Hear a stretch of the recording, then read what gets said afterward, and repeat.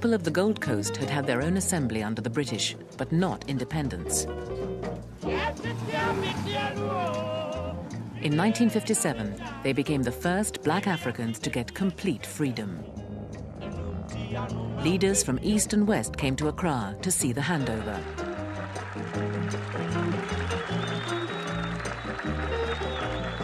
Vice President Nixon represented the United States. He arrived with a delegation that included civil rights leader Martin Luther King. A new order is coming into being, and an old order is passing away.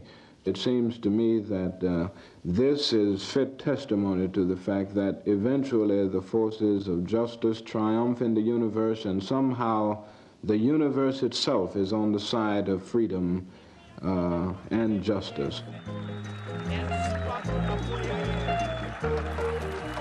The British were proud of the peaceful nature of the transfer. For Dr. Nkrumah, main architect of Ghana's independence, this is a day of fulfillment. The longing to be free, the need to be free, these are part of the rightful heritage of man, a heritage denied to colonial Africa until now.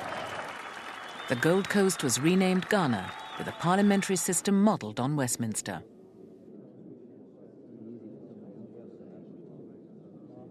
Committing themselves to civil rights, the new government put up a huge commemorative arch. Here, but a handful of years ago, men laid down their lives for a cause that was not yet won, for freedom, for justice. Komla Bedema had been with Nkrumah from the start.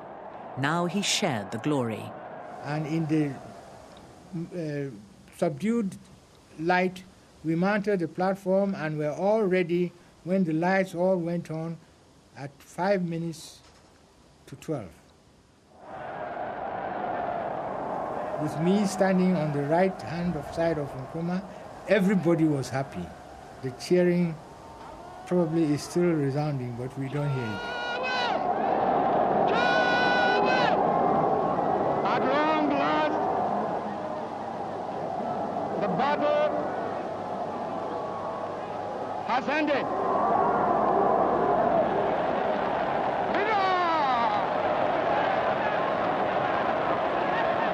And thus, Ghana, your beloved country, is free forever.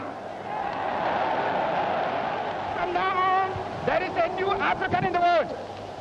That new African is ready to fight his own battle and show that, after all, the black man is capable of managing his own affairs.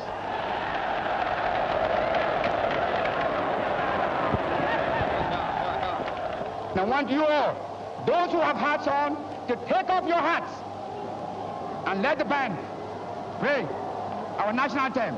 And from now on, that national anthem is the national anthem of the Gogo, to be played on all occasions.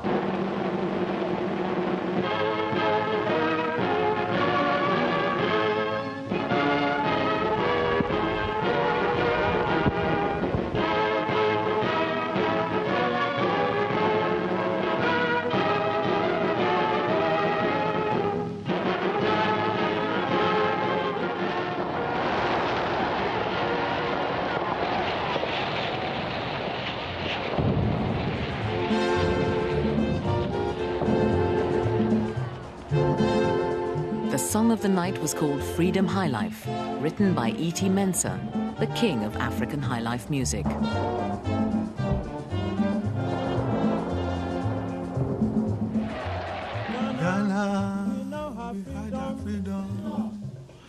Ghana, land of freedom, toils of the brave and the sweat of the labor, toils of the brave which have brought results, toils of the brave and the sweat of their labor, toils of the brave which have brought results. It's very great that day at the Independence Square. People are dancing, singing.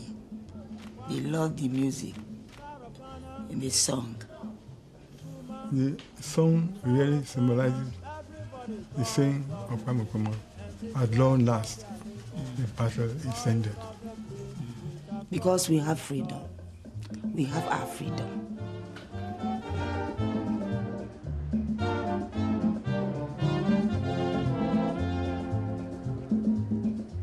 Ghana, we now have freedom. Freedom. Ghana. Already being hailed as the father of African nationalism, Nkrumah gave funds to other nationalist movements and preached the message across the continent. This mid-20th century is Africa's.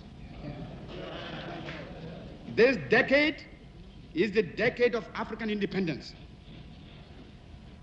Forward then to independence. To independence now. Tomorrow, the United States of Africa.